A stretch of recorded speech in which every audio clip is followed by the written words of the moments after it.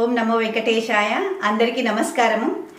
మనము మార్నింగ్ లేస్తూనే ఎటువంటి ఫుడ్ మన కడుపులో వేసుకుంటూ ఉన్నామో చాలా చాలా ఇంపార్టెంట్ అయింది. ఓవర్ నైట్ మనం నిద్రపోయేటప్పుడు మన మౌత్లో చాలా బ్యాక్టీరియాస్ వెళ్ళింటాయి.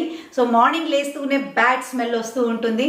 So first thing in the morning మన బాడీలో ఆల్కలైన్ ఫుడ్స్ వేసుకుంటే మన body will be set right in the morning.